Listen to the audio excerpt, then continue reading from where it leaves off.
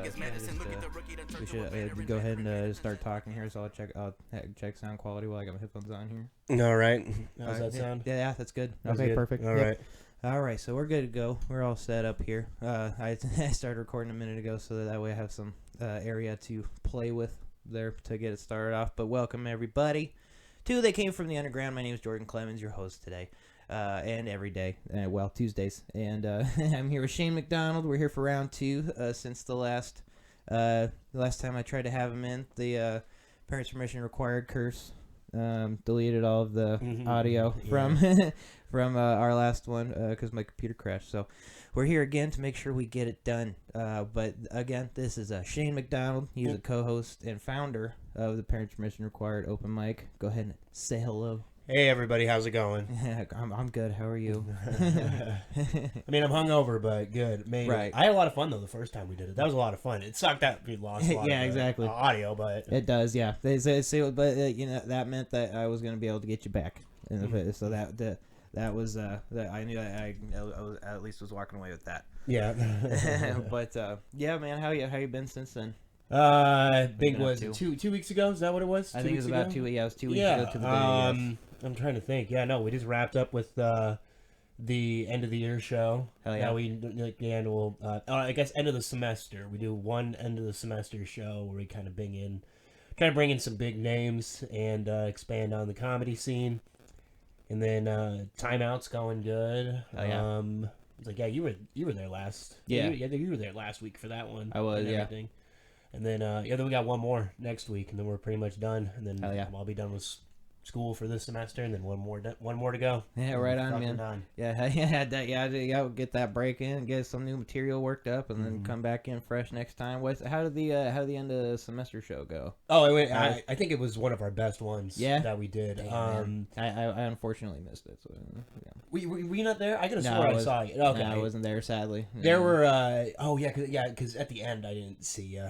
Right. Because there were like a lot of people when we first started the show. There was like a lot of people, but for some reason it started thinning out. I don't know why. Yeah, it wasn't like, people got like offended by like certain jokes or comedians. I don't know why, but people just kind of got up and moseyed on out. I don't know if it was just like it's Wednesday, it's late on a Wednesday, I gotta get home kind of deal. But no, I mean, Sid did a amazing job headlining. Justin Bulver did great. Mike Gettler, David Stoltze, Jeremy Cartwright, Cody, like they all did a fantastic job of performing. And I think this was one of the best. I think this was the best one out of the three that we've done so far. This is definitely the best one. Hell yeah, man! I definitely believe it. As at 3 years at this point, you've got a good sense of who all's in the community, who all to put on it, and like kind of who's killing it. And definitely Sid, like he's clearly becoming a big local name. Definitely with like opening the getting the bar open now and everything. So when I saw he was headlining, I was like, yeah, it makes a lot of sense. On that show, yeah. And of course we try to. I don't think no one's double headline the show. It's always been different, right? So just to get like more variety and everything like that.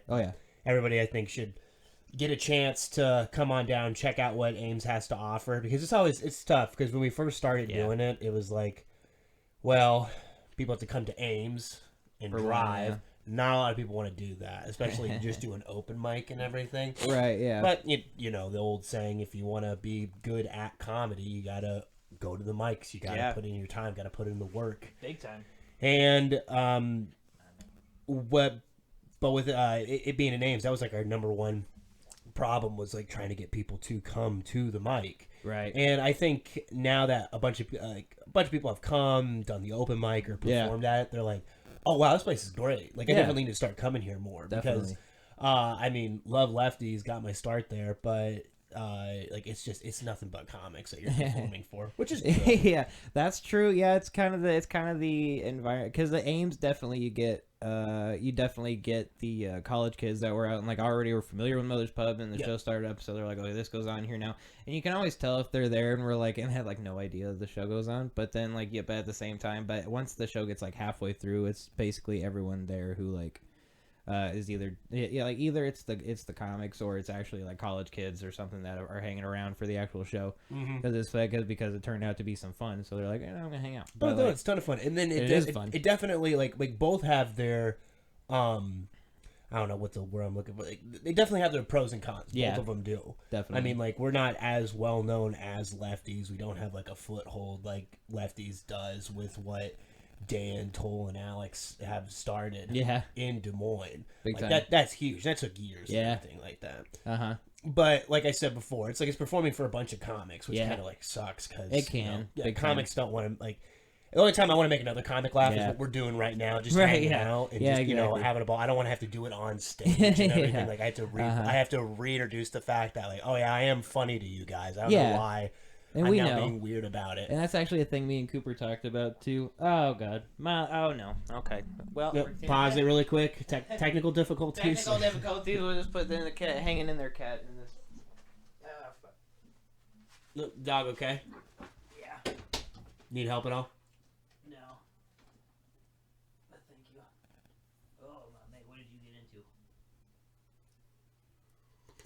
Okay. Jesus.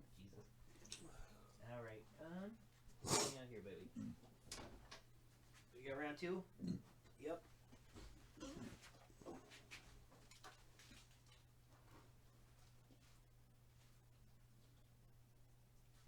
It's the curse.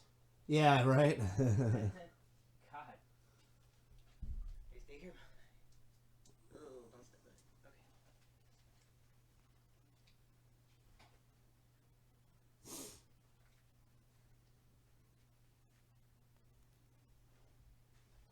Okay. Hey, Mom. Can you throw me down paper towels? Molly threw up.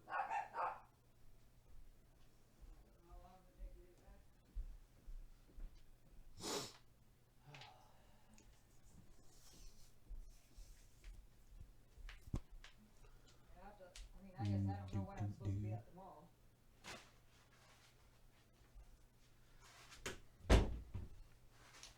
I need to get. I gotta download some elevator music to put in at this part.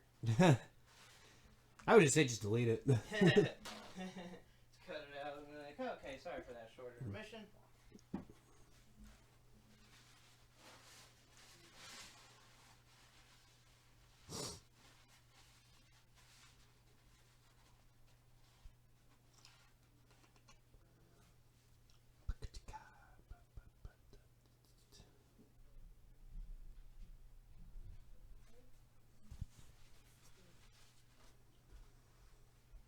Well, I'll have some fun. You know what, though? I'll have some interesting little bits to add into the description.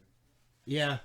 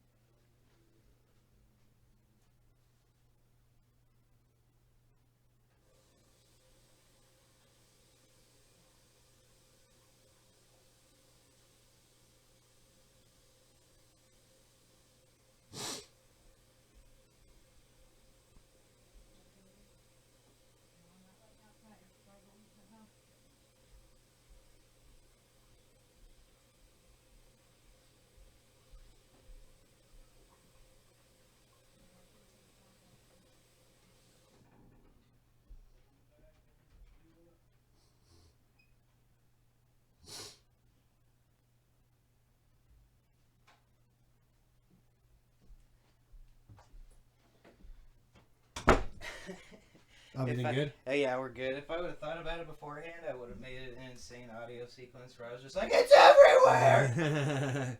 But I didn't even think about it. Still drinking coffee at 2 in the afternoon because I wake up at noon. Oh God, no! I already did the energy drink and this. I'm just trying to shake off this fucking hangover. Man. Big time. Oh God. Yeah, for sure, man. I know. Yeah, I always gotta knock on wood when I say it, but I don't get hungover very often. Mm-hmm. Even when I do drink quite a bit, because I can usually tell when I'm at that point of no return. And I'll usually be down the next day, but like I can usually like down an orange pop and then like, oh God, it's all cracky. Alright, never mind. But I can always down an orange pop and then smoke a bowl, and Yeah.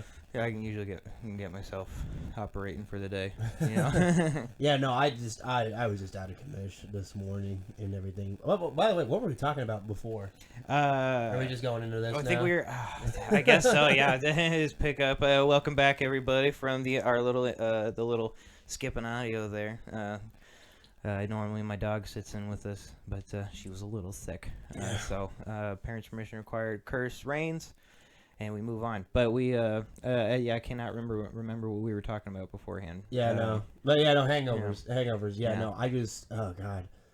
Just at the Christmas party, I brought a 12-pack of beer, and I'm like, oh, okay, well, I'll just leave this at the house. We got the games going on tomorrow. I got to study, but at least I want to watch the Bears play and everything. But one beer turns into something, and then I talk to friends, and then the whole thing was gone. Yeah, and like that. And then of course, the problem hits every drunk person when it's like, well, I got to get my car home and everything like that. And someone's got to drive it. Well, yeah, no, and you know what drunk people love driving. They really do. Love getting behind the wheel of a vehicle. That's their favorite thing to do. It really gives them that extra little rush that they're looking for at the end of the night. Because it feels like you're going faster than you are, so you don't have to, particularly speed. No. Well, no. So you feel like you're going slower than you are, so then you end up getting going real fast and getting into it, and then you get like that shocking reveal. Yeah. Later, you're like, I better slow down. No, I went full throttle, drank 12 beers. But out of the amount of time that I was there, I definitely, should I have drove? That's neither here nor there right now. But the fact of the matter is, allegedly, I was pretty much fine between drinking from 9 till 3 o'clock in the morning. Yeah, enough time passes when you're just having fun and big time, and everything like that. Yeah, if you're actually into the moment, especially when you're drinking, you definitely don't realize what time it is when it's oh God, time. no, no, we were just hanging out and having fun at the house and everything. Then all of a sudden it was just oh shit, it's 2:30 in the morning, guys. Yeah. We should probably wrap this up. Uh-huh. And it was fun. Fun. Big time, man. Well, right on. Yeah. So I think we were talking about. I think we were just talking about the end of the year show, but. Then there is the parents. Then there is the last open mic coming up on this next Wednesday here. This Wednesday. What is to top it off? The 18th. 18th, yes. 18th. Yeah, 18th. And so that officially wraps it up. And that would talk about being in a place where it's only comics. That because the last time it was there, it was definitely that was strictly just comics. It was all comics and then the bartender. Yeah, that was fun though. I had a lot of fun just shooting the shit. It was fun too. Yeah, everything. And that's the thing too, is it can be fun. It can be fun even in that little intimate setting. I remember another thing I was saying is when I had Cooper here, we were talking about how other comics often get a little disruptive. At a show, well, it can not. I shouldn't say often, but sometimes. Just maybe they're disruptive is also a kind of big talking word. While you're on stage. Yeah, they're just they are. They went up and then they're and then they see you likely every week or often enough that eventually you stop paying. Eventually, sometimes they stop paying attention. Or maybe you're I'm kind of recognizing that these are the similar sets I've already heard, and so maybe tune out. But there's just different reasons where as another performer. Having seen the other ones a lot, sometimes you just end up talking to the other comics or your other friends that are there and drinking, and then sometimes you're at the bar and you're a little loud, and then Toll tells you to be quiet. But sorry, man. But it's the kind of thing that we were talking about where it's just it's sometimes it's hard not to, because if you're having a good night, you're having fun, you kind of forget, and then you're it's you want to. It's you think you're being supportive, but you forget that you're not even listening. Oh no, I've been oh God, I don't know if like I know I've talked during people's sets like that. I know I have done, Right. but because I do it more in the sense of like you go up on stage and then you say something and then I think of like a tag in my head and then I've got to tell it to someone. Right. You gotta do that. I don't know if have you Get done that? I have. Yeah. A few times. Yeah. Just run. I think do a dry every run. comic does that. Yeah. Everybody does that. Yeah, definitely. But from the end of like going to the bar and being disruptive, I don't know if I've ever done that per se. It might be a little. Sometimes it's probably a little bit of a harsh way to describe it in terms of like but sometimes it's very much disruptive. I get what you're saying. Sometimes it is very much disruptive. Yeah. But. No, but like have I done it? Oh yeah, probably. I've probably done it. But like it's just more of like the side comments, like when someone's up on stage and you're doing like you just like say a joke and then all of a sudden it's like, hey buddy, like you just like you start talking to someone with you and everything like that and then you might chuckle a little bit too loud at the joke you and your buddy just make done that exactly down at Planet that's very true. That's definitely a thing about it too is like at that time I show me and I was saying it too, like Cooper and Amanda, and then I'm fucking blanking on his name, and so if he's listening, he's gonna be mad because he'll know it's him. I can't remember his name. It comes to the Ames area a lot. You talking about Dustin? Is it? He's like. Has he got a goatee? No, no. He's okay. So he's like a little he's like a little heavier. He was wearing glasses. He always wears like a button up, and he's like tucked in. He looks a little. What are you talking about now? Yeah. I know you're talking about. Okay, yeah, cool. So, we were. He's a really funny. He's a funny dude to talk to, and so, but we were sitting there, and he like we both had our notebooks out, and we were kind of going over our shit while we were just waiting to go up and everything. The guys like between comics or whatever, and so, and then he just like grabs my notebook, and I'm like. So I just grabbed his notebook, and then I was just it's like, this is what we're doing. And he's like, that's fine. But we're going through each other's, and we just started. Yeah. We started just reading each other's jokes and then commenting on them. And so it's like, well, we were trying to be quiet in the back, but there were so many times where I was like, I can't hear you. And so he kept trying, and so then it was just one of those things where, as we kept trying to do it, we kept getting louder. I kept having to like backtrack, like, oh shit, we're being loud, which kind of like interrupts the energy like between you, but at the same time you're like, but I don't want to be a dick. No, so, I think if you're talking about that one night when it was just us at timeout and everything like that, I don't think anybody would have cared. Right? Yeah. Everybody was just like it was like, okay, it's just us here tonight. Who gives a shit? Yeah, it was just literally everyone was shooting the shit. Yeah, and I think that's honestly why it was fun, because everyone's like stopped giving a shit, so they started so everyone had that kind of energy. Of like, I'm just gonna do this, and it's like and so and like they weren't like, I hope there wasn't really much of like, I hope they like it. Mm-hmm. It was more just like, there are other comics, so they might not even be listening. I think it's that's almost like a better feeling than just going up on stage and performing for people. Yeah, and it's like what you just said. It was like, I hope they like this and everything like that. I hope this is funny. It's more of just like a.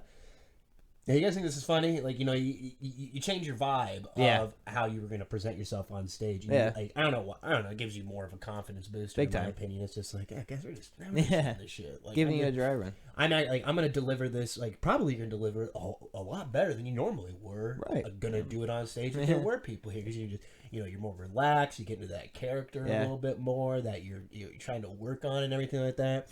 And then you improv. You improv too a delivery that probably wasn't going to be improv there before, because you were so fixed. You were so stuck on the structure. Exactly. And everything, and then you just more laid back. You get that nice delivery, a nice little improv, and then you slam it home. Yeah, with, exactly. Some bullshit line, and then you're just like, oh, a lot better than I thought. And and it's in that exact space is where it's easier to do like the little crowd work moments where you kind of play with the crowd reaction or something, Yeah, like I did with my buddy. I didn't think that was so weird seeing them. How old are you again? I'm 24. 24. Have you done a high school reunion yet or anything? You haven't done that? No. Have you done like Because you've been in high school for at least 5 years. Right? Yeah. But I know. Yeah, I have they say that they either I didn't get an invitation or they didn't do a 5-year because no, it's usually they just didn't do one because like I got an invitation and I was like, I don't know how they found me. Right. I mean, you're still friends on Facebook and everything like that. But like I got like a legit letter. Oh wow! And I was like, how the fuck did they find me? Right. Yeah. Like that. That's kind of that was kind of my thing too. Is I was like they might and I was like, well, you know what? My parents have been at the same place for a while, so that's just it did get sent to my parents' place. Oh, there you go. That was the weird thing. They know your parents will find you. Well, So I guess. you Well, know. my brother and sister, they still go to school and everything like that. I don't know if it was like I don't really know how Big Brother was watching me that day and like giving my address to them, but no, it was it's really weird running into people from high school that you haven't seen in a very long time. The reunions, like usually the first one, like, oh, holy shit, like, what are you doing, man? But it was just weird after I hadn't seen that guy because I don't remember seeing him at the reunion at all. I haven't seen him in like, oh god, I want to say it was about 8 years. It's been 8 years now. Like, I had not seen that guy until like just now. We were talking. The first thing he tells me is like, "Oh yeah, my cat died." I'm like, "Good. Why? It's good to see you're doing well." Yeah, so it's clearly you don't have much going on. Yeah, right. It's like that's the first thing you brought up. No kids. You're not married. The big things like I got like a house. I got a job. Usually those big things. But it's like no cat. It's like, damn, man, your life sucks. If your cat died, it's not even to say that it didn't impact him. It's just to say that if that's the first thing you bring up with someone you haven't seen in years, then it's definitely you don't have anything else going on because otherwise you would try to impress them, not bring them down and make them feel bad for you. Yeah, my cat died. I'm trying to learn how to cook meals for one now. I'm almost I'm almost all done with my 12 steps. I'm just saying, recipe cookbooks they don't make servings for just one. It's for family size. It's always family size shit. Yeah, big time. Yeah, they make a big book of like we're not wasting your time because like if you do one of those recipes, it's definitely that you're gonna have some leftovers for a few days. Like so it's not the kind. Oh my gosh! Yeah, did door open and dog. I can talk over the dead space for a little bit while you're getting the door. Luckily, this will only take a second rather than. Yeah, no, it was. It's just weird running into people. And usually, the high school reunion, that's where you first run into people. But you'll definitely get like a 10-year. They usually do the decades and everything. Because like I'm probably coming up. Yeah, 8 years. So 2 more years, I'll be. I don't know if I'll go to the 10-year reunion since I went to the 5-year and I kind of saw what it was like. The 5-year was fucking lame. Too. I believe it. I mean, I had fun. I had a lot of fun. But I will say, like, just a preface. Well, in the sense of like it's lame that it's just like, oh wow, 5 years. What have you done? Like, I got out of college, or like, or I'm still in college. I haven't started life yet. I think that's probably why my high school didn't do a 5-year because I think they realize it's not like a big amount of time for anyone to have like any kind of major stories or life changes to tell anyone about. It's but again, it's like you finished college, but like when we finished high school, we didn't really talk to each other either. So it's like, what new experience could you really have to tell about? Well, I mean, there were some people, and I had drank a little bit, so I was kind of being not nosy, but just being an asshole. I was just being an asshole. And I forget sometimes it's just like, oh yeah, you can't like, say certain things, like that's why I've always thought I've had autism. Like, no, you're just an asshole, Shane. But I've always noticed autistic people are dicks, so I just had the natural inclination. Well, that's how my brother is because he has autism. He'll just say things. And man, you can't say that. There you go. I didn't know. Oh shit. Okay, yeah. So I believe. Okay, I see where the influence comes from. Thing that comes in. Yeah. Big time. Yeah. Yeah, no, I just picked it up. Like an accent. Yeah, right. When you know what though? That's I would believe it very much. If that's like if that was like why if you just grew up, it was like obviously you just grew up in a place, and that was like that was a norm in your household. That was the way people talk to each other. That's just how you go out and talk to other people. We thought about that with my sister because like she would act out because so like I'm the oldest by a long shot. My brother hasn't like he's 18. Oh yeah, and I'm 27. So a huge there's a big gap there. Yeah. And my sister's even younger than that. Yeah. She's 14. Yeah, she's 14. So there's even bigger age gap between us and everything like that. And growing up, we had discussed it as like a family with doctors and everything like that. They were like, my sister may or may not pick up habits. Yeah. Because of my brother's autism, the way he acts and everything like that. Because he get treated a little bit differently than like regular kid would. And so like my sister would be like, well, and she can't develop the thought process yet. Yeah. And she's just like, well, how come he gets act differently than I do, and I get like either punished or rewarded differently than he does. Big time. But I mean, she's fine now. She's a typical teenager, hates mom and dad, rebelling, being a whore. Typical 14-year-old stuff. Being a whore, you know how 14-year-olds are. Yeah. We were all 14 once. We were all a little slutty. Okay, so go back to the high school reunion. Yeah. I remember there was this girl there. I had a crush on her way back in the day. Right. Oh, that reminds me. I got another story to go along with it. But life goes on, things happen, and we just happened to talk, and I was just like, oh hey, what's going on, and everything. I could probably say names on this. So I was like, oh, Michaela, what's going on and everything, and she was like, oh, this, that, and this, and her big thing was like, oh, I'm getting married, and I'm like, oh, nice. It's like, yeah, me and my husband, we met, and I'm like, husband?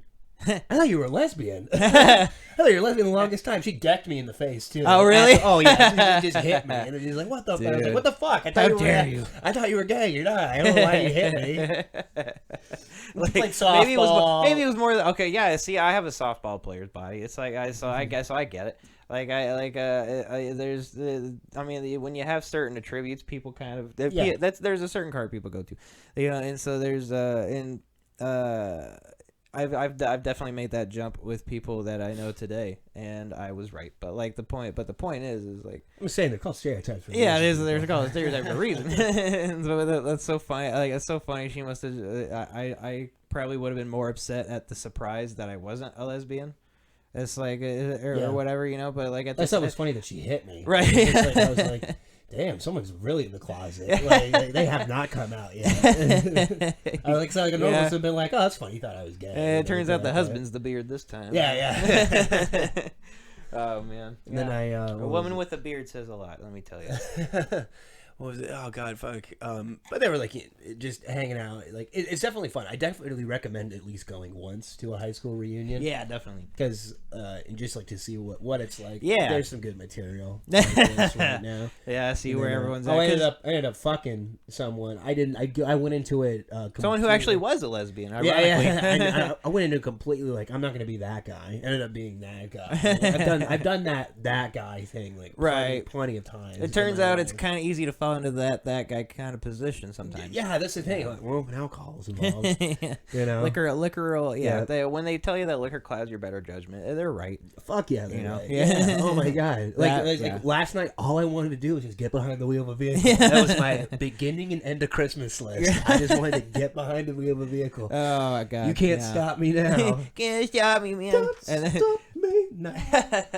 The one night you choose to do, it'll be the night where it's just like already been snowing for 3 hours. Oh, excuse me. And then you go out. And I'm trying to think of have I ever done that? No. I remember one time I drove home. So luckily, at least you had at least you have that going for you that you haven't done it yet. I like how I don't know if it was like the same for you growing up or stuff like that, but it was just I never did Dare. No, do you know what that is? I know what it is. Oh, okay. Yeah, it was like a prevalent thing in the school for a while, but like I had no idea. I see the thing is like I didn't really know anything about drugs until the DARE program. What did DARE stand for? DARE stand for drugs, alcohol. Oh God, that's a good question. Reaction I have no idea.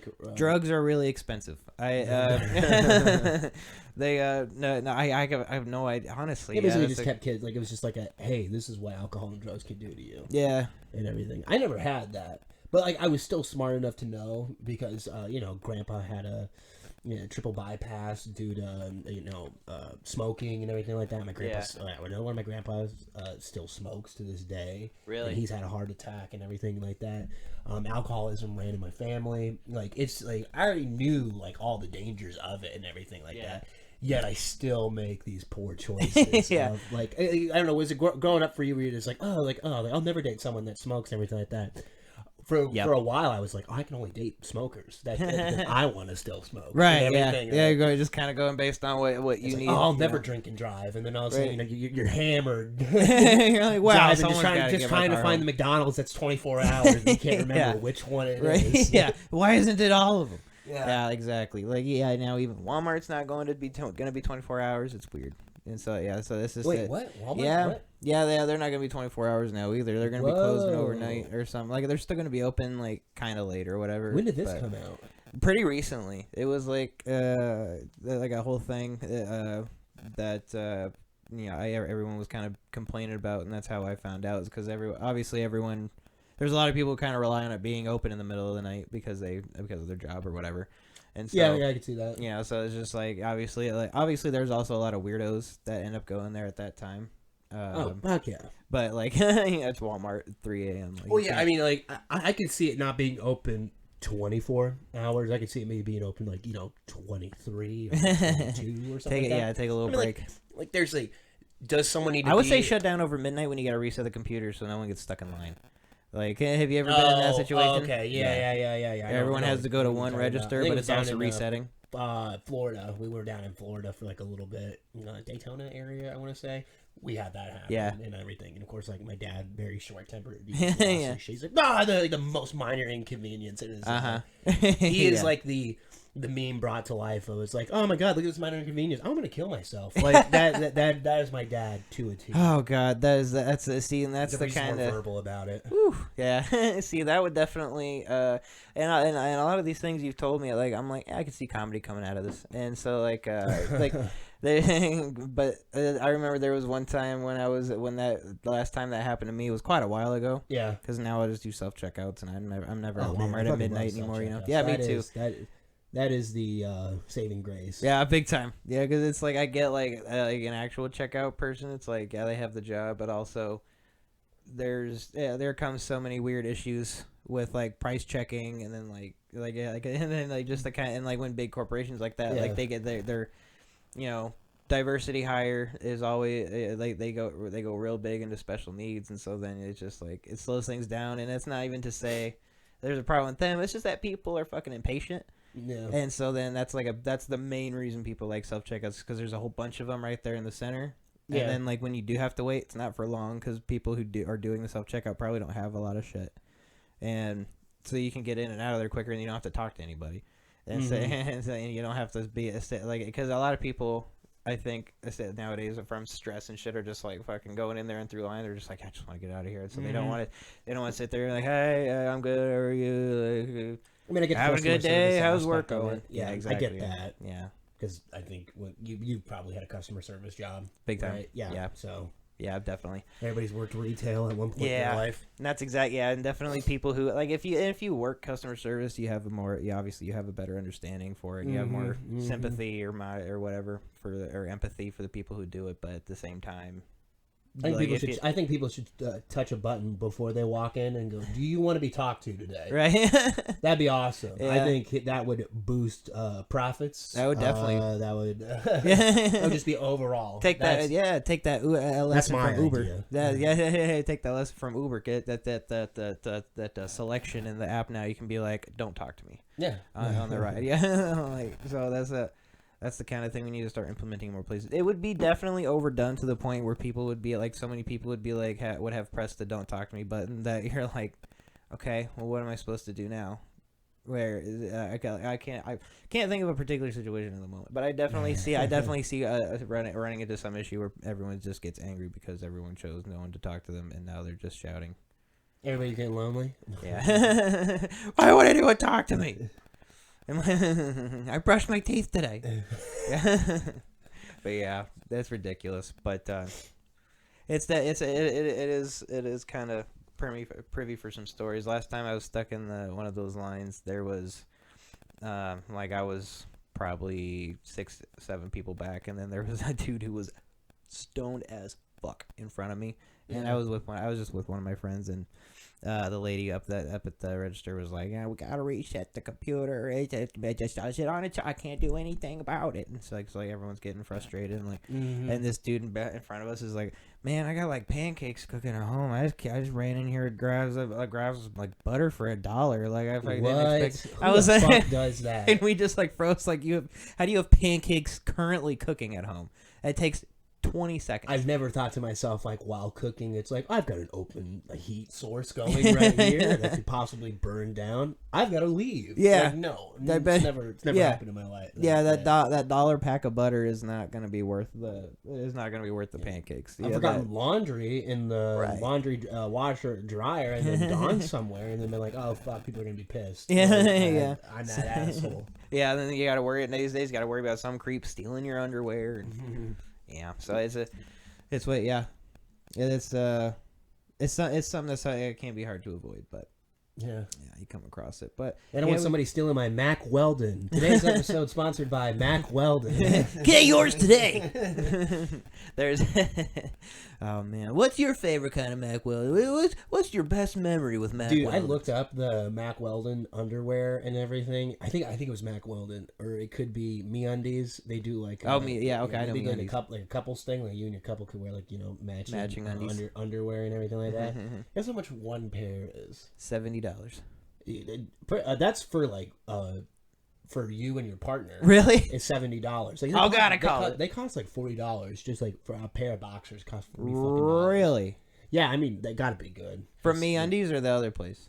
Both, really. Both. Yeah, oh, they're outrageous. Damn, dude. Just for one. Start listening. Yeah. I guess if you really want to do MeUndies, start listening to podcasts. You can get a promo code. Yeah. At least get a little bit of a fucking discount. Yeah, I'm working on it, man. Anyone who can hook me up with a sponsor currently listening, if you have enjoyed what you've heard so far, please, I need to quit my job. It makes me sad. I just want to do this. Yeah. The podcasting, yeah, definitely. It's for do like the legit, podcasting bubble will never burst. No, dude, it really keep getting bigger. And bigger. Yeah, it's honestly never. Podcasts have been a thing for like 10+ years, and like there have been people that are still going today, like strong, like Comedy Bang Bang or like Mark Maron and fucking those other people that started off and then all of a sudden God, what was it? It was like I don't think it's even been 5 years. No, it's crazy how much the boom has happened within the short amount of time that it has. Like where it's like same thing with comedy. Yeah, it seemed like when me and you when we were growing up and everything like that, it just they were like what's the word I'm looking for? There were names that you already knew, and there was a small amount of them too. Yeah. Now it just seems like it's fucking everywhere. Oh yeah. Everybody wants to be a comedian and everything like that. Awesome, because like that's always the big joke. Is like when your Netflix special gonna come out? Yeah, that's the big and it's just like ever since Netflix, man. Like, because like the only time I ever saw stand up, Comedy Central or HBO. Right. Yeah, or maybe, exactly. I don't know if Showtime did it at all, but it was always like they HBO. did sometimes. I know, but I don't think it was nearly as frequent as HBO or Comedy Central by any means. Yeah, and true. And when you were a comedian, when you saw those comedians, like it's like. It was huge. Like, hey, an HBO special. Like, oh shit! Like, I fucking made it. And like that. That was now. It's just like you get an HBO special. Yeah, exactly. It's like, and that's like that's the thing. Yeah, exactly. That's the thing comedians are dealing with these days. Is like when it comes up for them to do a special, they then have to like make a decision of where to go to do the special because now even Amazon is doing specials because they got like Jim Gaffigan and they have like a David Cross special up on and whatever and so they have target that Disney Plus. Yeah. That's my dude, when Disney Plus Plus gonna be on Disney Plus, man. Yeah, dude. Oh my god, when Disney Plus starts coming out with fucking comedy specials, we know we've hit a rut.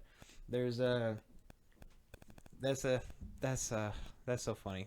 I could definitely see them starting to do comedy specials. Oh yeah, too. well now like everything that's going on, I wrote it was a bullshit paper, but apparently my professors liked it. I wrote for one of my economic classes, just studying accounting. You take all these business classes and they want papers and everything like that. Yeah. And I wrote a paper on when net neutrality basically was getting shut down, and it was really easy to see like why it was and all this other stuff that was going on. Yeah. But a lot of people, were freaking out. Like I was like, oh, the internet's supposed to be a free realm and everything like that. I'm like, man, no, not really, man. Someone's got to put those wires in the ground. Like, that's true. Someone's got to. It's like same thing with the telephone poles and everything like that. Like someone's got to pay for that service and everything like that. And especially with what Andrew Yang was saying about like it's like, oh, Facebook should pay you to have. I know I do a terrible Asian accent, but like, sounded a bit Sean Connery. Yeah, like no, I was going to say Asians should pay you. I was going to say that for a second. I'm like, oh no. This no. Well, got a new report from the Ames Tribune today. Shane Mcdonald. Ames shit. Now I'm thinking about all the A words. No, but Facebook and like Amazon and all these other places that collect your data, like they should be paying you and everything like that. It all boils down to the same thing. But like I was kind of calling it before because I was I own stock in Disney and everything like that, and just being a shareholder, you get information about like what the company's doing and everything like that. It's always interesting. Like not a lot of people like read into like you go on the SEC website, and then just kind of like look at financial statements and then manager notes from the or like basically corporation notes about like what they're going to be doing and everything like that. Really? And it's like it's all there on like hey, how come you didn't earn enough this quarter and everything like that, or like why are stocks like tanking, or why is this account the way that it is? And like they flat out said for years, they're like, we're raising prices on admission because like I don't know if you knew this about Disney too, but like the price for an admission ticket has like quadrupled in less than like 5 years. 5 years? Yeah, no, it's crazy the amount of like a Disney park. Well, because they have all those new parks that are coming in and everything. Like that. They've got Star Wars. They've got the Avengers. I think they got Frozen now. Oh, and of course they're expanding into Paris. They've got China. They're going into China. Like they're building like Hong Kong Disney. And oh my god, they're expanding. There's some Disneyland in China and like no, Japan. not China, Japan. I think Japan. They still have like I was hearing about this on another podcast. There's I think it was How Did This Get Made? But they were talking about the Country Bears, and apparently they still have like a Country Bears set up at Japan, and it's the only one in existence. Really? Is like only Japan has the Country Bears still on it. But like if you don't know how did this get made, it's basically just like they watch bad movies and then like just like talk about like, and they look up details about literally how they ended up getting made, and they try to find out, and then they discuss details of why it was maybe bad. I might give that a listen. It's pretty cool. It's got Paul Scheer, Jason Mantzoukas, and Diane Rayfield. All people you'd recognize visually. Okay. Yeah. Did you like? We were going into a weird plug for their podcast. Yeah, but, I know, right? But you know what? I like it. I could turn on another fan maybe. But like, what was I saying? Oh yeah. But then if you look at it, and they were like, it's like, oh, well, we're starting our own streaming service. And then eventually Win caught to that, but that was before the big merger where Disney took over Fox and a couple other entertainment industry companies and everything like that. That was before that. And so, like, but they never, because, like, Disney was, like, it's big. It's really big, but they didn't think it was going to be that big of a deal at the time.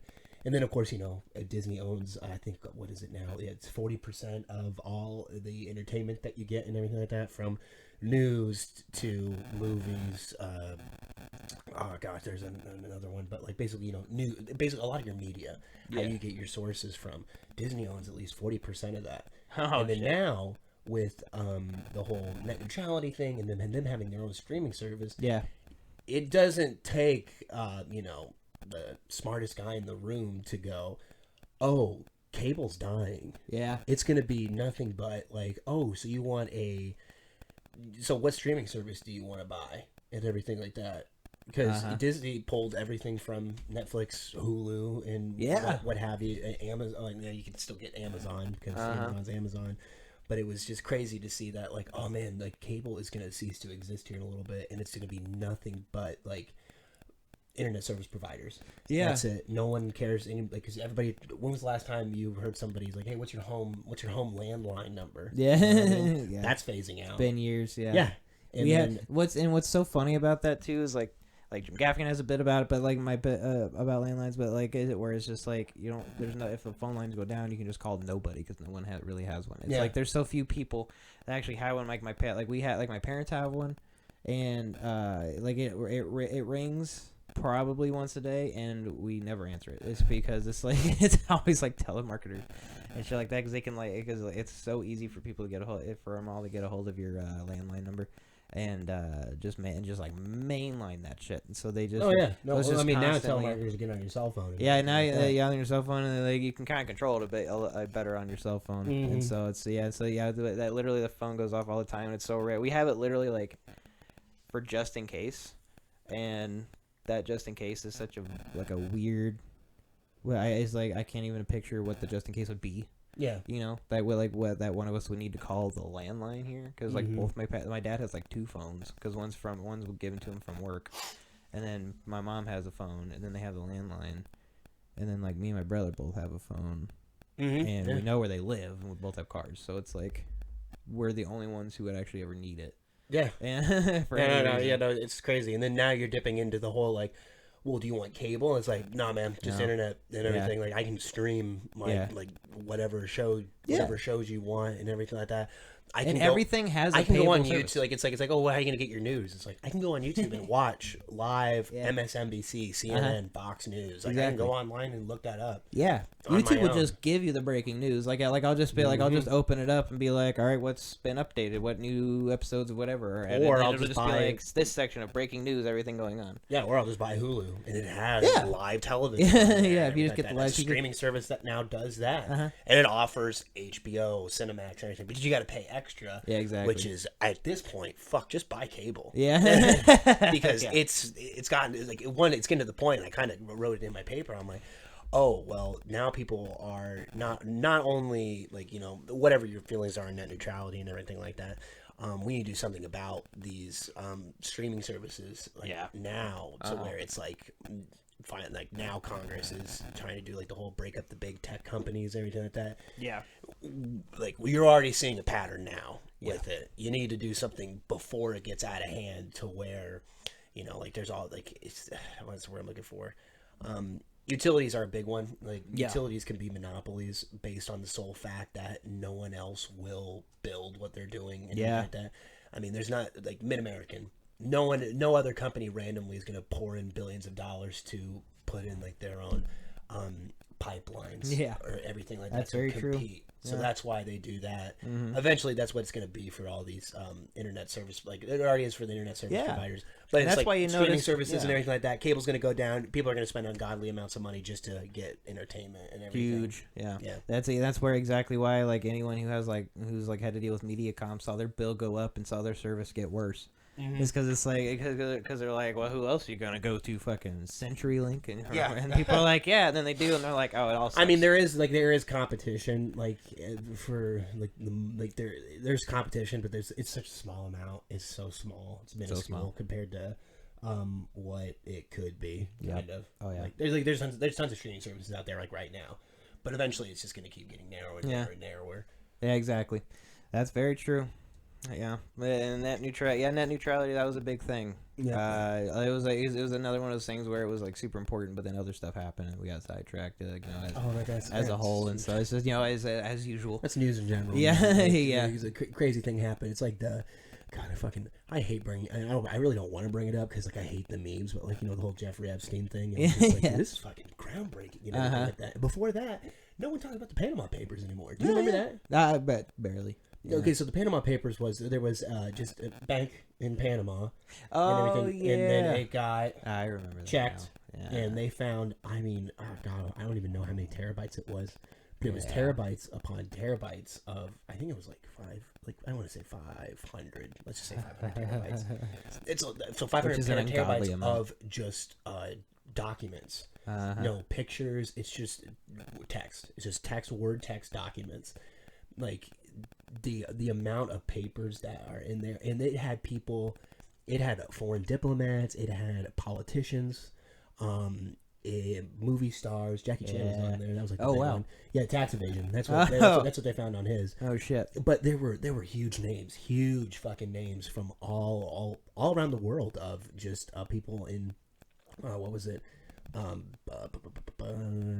Really high up there, like political stature and everything like that. Yeah, for sure. And like no one said. I mean, they're probably still going through it, but like no one said like, oh, this is like the biggest like hack of or leak of financial information, because all of it was people were just laundering money through it. Yeah. And like a lot of illegal transactions were being put through here, but no one really said anything. No one really cares. And Yeah. so now it's like, like whatever the next big thing is. Yeah, and that's it's just gonna get swept into the rug. It's big time. 24-hour news. And that's the thing about it, is that's that's clearly an area that holds a lot of power and influence within it, like just related to the people who are involved within like the control of it, or with some kind of with some aspect of how it runs, and so they clearly have the power and influence to just like control what's heard, which is exactly why we hear. But that's again why we hear about certain things over other things, and yeah, there's been a big thing lately where people are more conflicted. I feel like people are becoming less conflicted, even though we've been more conflicted than ever because of like having so many different accesses to information. Same as like fucking like every channel now is trying to become their own subscription service. Like there you go. HBO, Showtime, it's like and so they're all trying to feature a certain image. That was way back when cable started too. Right. HBO used to be free. Yeah. Same with the Playboy channel. Like, used to just come with it's like, hey, here's your $30 a month cable. Here's your Playboy and HBO. Like that was just a thing that came on, and then eventually people were like, oh man, we can make some serious money by just offering these different packages and everything like that. Now you got different streaming services. It's all the same shit. Yeah, it is. It really is. Yeah. and that's why like eventually the best way to get anyone to get your shit is to be part of like a package deal where they can affordably get a bunch of things, because they spread out everything that's good between. There's so many good things spread out between all these like major platforms that a lot of times that's like, because that really is the main thing that people get their information through anyway. And nowadays, and commercials are a big part of that. Is like if you get Hulu Live TV or whatever, if you just get ad-free Hulu, then you get like most shows just the next day, but you don't have to watch ads, and then you don't, and you can watch it whenever you want, when you want.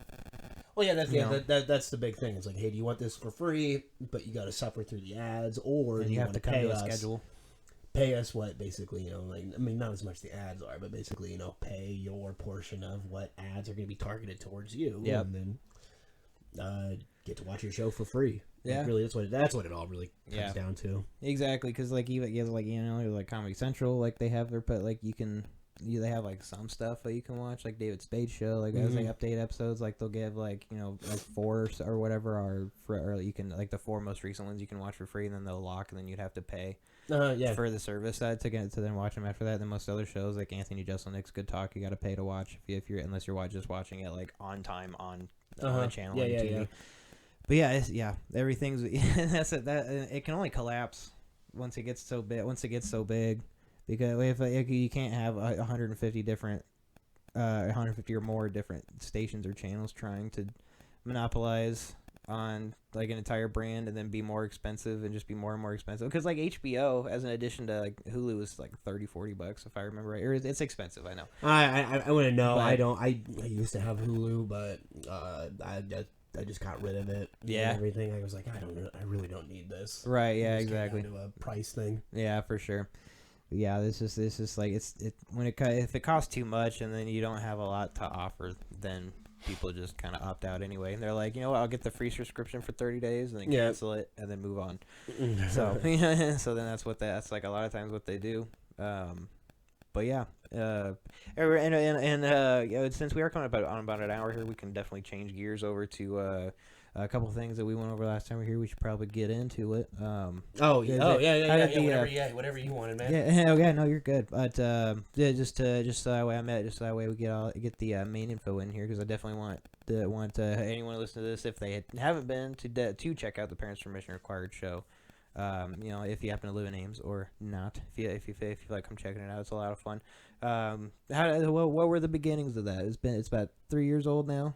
Oh yes, parents permission required. Well, I guess to go along with your plug, we have timeout on the 18th of December, and then we will start back up at Mother's Pub with like a welcome back kind of show. I assume, or we'll just do a big open mic to come back. But that starts January 15th, and then that's every Wednesday until the end of the semester, which will be in May, I believe. Let's see, the 9th is a Saturday, so work it back. I want to say that whatever that week of May is, that I think the 6th, it'll be the 6th. The 6th of May is when we'll be doing our last show there, but venue switch, so it'll be at Mother's and then timeout and pay attention to the if you want to check us out on Facebook, it's Parents Permission Required Open Mic Comedy, and then on Instagram, it's PPR Open Mic on Instagram, and then we don't have a Twitter yet. Not yet. We're still working on that. Still working on it. I hate Twitter. Yeah. Oh yeah. No. Everybody's there. Yeah. Twitter's a weird one. It's very specific in the way it runs, and so it doesn't have the same kind of. I feel like the big reason that it's bad. Like Instagram is better because it's just kind of has a better look to it, and it feels like it's less. There's so many people on Twitter though. Yeah. God. Yeah. That's a big one. That's one that we need to start dipping into and everything like that. But I hate Twitter. I hate it. Yeah, I don't blame you there. Yeah, so it's definitely one of the it's definitely the one where you go, well, because we kind of have to in the long run. But then so it's definitely that. Yeah, definitely we just start on Facebook. It's like a simple because really Facebook does everything. It really does. Yeah. It does all of it. Like it was. I mean, like I understand, like like how the other ones got to be. It's like sometimes people just want the short and sweet information to get pushed out and everything like that. I'm like. You can do that on Facebook. Yeah, big time. Yeah. I was like, I just want to post pictures. You can do that on Facebook. You can do it on Facebook. And that's actually a fun thing about what I like about Instagram. I don't know if Facebook might do that, actually, but I haven't really tried. But I do know Instagram, like before you finish up the post, it's like you want to post to like other things. You can be like, just flip a little switch. Like first time you do, you have to like connect to the page. But I can, but like I just connected the Instagram for like the podcast to the Facebook and the Twitter page. So then I could just be like, I can do the Instagram post, and I'll be like, share to Facebook and Twitter, and then it goes all three on one post. So that's handy, if for anyone who's trying to promote your shit a little more mainly, a little easier. Yeah. Just get it all three in one instead of having to like, okay, Twitter's done, I go to Facebook. Now Facebook's done, I go to Instagram. That sort of thing. But yeah, so. We were talking about parents' permission required, and you do need to bring a permission slip before you come to the show. Yeah, you do. We hand them out at the pub, and you could just come stop in, or you could print them off online through the Facebook page. I swear to God, if you forge it, we will call your parents. Yeah, but how we started was just it was just a random day. It was during the summer. Me and my buddy, we're big Celtics fans, so we just went. Watched the Celtics game, and it was getting kind of late, and he was just like, you know what, I gotta go into work tomorrow, but I want to go get one more drink. You want to do a nightcap at this place called Mother's Pub? And I'm like, oh yeah, sure. And it was like right next to where we were living in Ames, and so we walked in. I had never been there before. I had like heard about it, but like never been there. Right. Go in, and I'm like, man, this place rocks. This place is epic. Yeah, it looks a lot cooler on the inside when you expect for a place called Mother's Pub. I'll be honest, and just like on the outside, it's kind of like a rustic look on the outside. Yeah, and you go in, and it's definitely got like a very like homey vibe. And, just walked in. I saw the stage, and I'm like, oh wow, they got a stage here. And I saw how the seating was, and I'm like, man, this is a pretty good place. If like if you want to have like one that they had like a lot of bands come in and play music. Yeah, and I was just like, oh man, this is definitely a great place to go in and perform music big time for just how the venue was set up. And then we just go in, staff was super friendly, and I'm drunk, but I talked to the bartender and I asked her, I'm like, hey, how often do bands come in here? And she's like, oh, we usually have like one performer like every week and everything. And I'm like, oh, what else do you do here? And she goes, oh, well, we got trivia, we've got karaoke. And then I kind of interjected and I said, do you have open mic comedy? And they're like, no, but the owners have been thinking about it. And I said like, oh, well, I've been doing comedy in Des Moines for a little bit. Is there anyone I can talk to your manager or the owners? And she just goes, well, one of them's right over there. Nice. And that's where I got to meet Andy. Oh, yeah. And so I stumbled over to Andy, and we started talking a little bit, and I was just like, I'd love to bring stand-up comedy to your club, to your bar and everything like that. Here's what I was thinking. And he goes, well, hold on. Why don't you go home, sober up, contact me. He gave me his card. And he goes, contact me and come to me with a business proposal, and then pitch it, and then we'll, go from there. And I go, okay, perfect. So like the whole next day, all I did was just sit down and work on a business proposal, sun up to sundown. I just worked on it, and then I called him up and I said like, hey, can I come in? When are you going to be at the bar? And he goes, well, I'm going to be opening up around I think he said like 11 or something like that. And walked in, gave him my pitch. At the time, Matt hadn't gotten brought into the situation. It was just me. I started the whole thing from scratch. Right. And he loved it. Felt like he just loved the idea of it, and he was just like, "Oh man, this is a really great idea. I'm gonna go run it by my owners. Hell yeah! I'm gonna go run it by the owners, and I'll let you know in a week and everything like that." Well, 2 weeks had gone by, and I was like, "Oh my god!" Like they hated it and everything.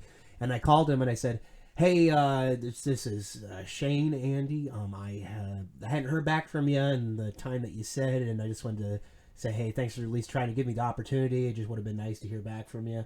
And then immediately he called me back and he goes, what are you talking about? Didn't I call you and say this is like we're good, we're going, and everything? And I'm like, no, I didn't hear. Like, no, you didn't call me. And he goes, I would have remembered. Yeah, he goes like, oh yeah, no, I need you to come back in so we can work out a schedule. I'm like, that's so funny. That's awesome. I at the time it was just an open mic. It was nothing more, nothing less. Right. Like compared to what it is today. And now you got like the local rep building and everything, so people you have like the reference to the fans. So that's really the big thing when it comes to switching to doing shows like you guys have, is people are like actually know about it, and especially like enough comics that they're going to tell all their friends, blah blah blah. Oh yeah, no, so it works out. And it was just an overall fun experience, because like we were just like, okay, well, we just want to do every other weekend. Sorry, not every other weekend. We just want to do every other Wednesday, because we didn't know how it was going to be.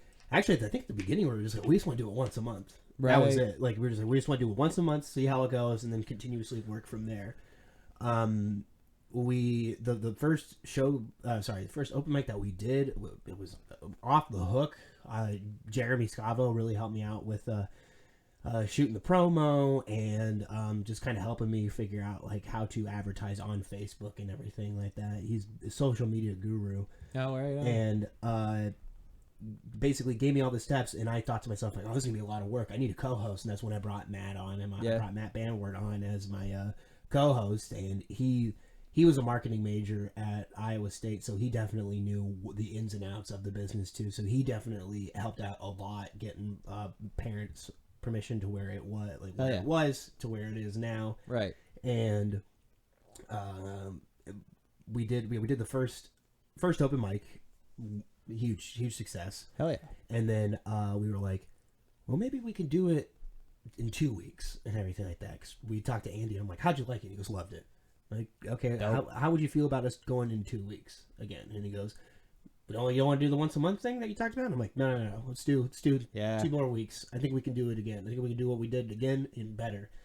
So then we did 2 weeks. We did the exact same. Yeah. And I'm like, okay, cool. Like, let's do soon another 2 weeks. 2 weeks. Let's do it. And he goes, okay, I'm liking this. And then we crashed. Oh shit. We crashed. It was and like not a lot of people came out that night. I don't know what it was. I think it was just getting like the start of midterms or something like that. I don't know. I can't. For love of me, I can't remember why. And I was just like, oh man, this kind of sucks. Right. But we did what we did what comedians do, was we just went up there, we performed, knock it out, and people started just coming in and everything like that, and started catching word, seeing the posters everywhere. Hell yeah. And then eventually we had Dan Alton come out. Really funny guy. If you haven't seen him or ever heard of him, he was just passing through because Matt knew more people than I did at the time. He had been in the scene longer.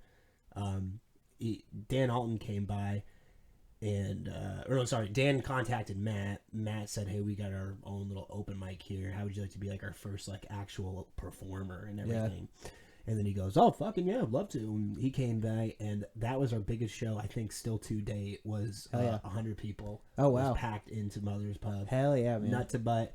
And you could have been a veteran comic or just, a new timer and everything like that, and you would have crushed. Hell yeah. Because that's how comedy's supposed to be. It's supposed to be, like whenever you go to a club, everything's like, tight niche, close, and everything like that. Because laughter travels. It's contagious. Big time. If you've got too much of a gap, it's not going to travel. It's like you're not going to. The person's not going to catch the laugh bug and everything. Exactly. Yeah. But everybody's just nut to butt in there. Literally, men were getting. Yeah. But man. it just everybody crushed, and Dan had like a really great night and everything. Dude. But, I've gone in there on a Wednesday night when I accidentally got a schedule mixed up and it wasn't happening and it was just dead. Like it's like whenever I've been in for the open mics there, and I obviously it's not going to be consistent to every show, but when I've gone in, it's definitely been like a decently full bar where like it looks like clearly like a good chunk of everyone there is a comedian, but then at the same time there's a good chunk of people there that are just like from Ames. Like going to go check out the open mic for exactly the reason you said. The word spread, and they liked that they came and had fun, and so they come back.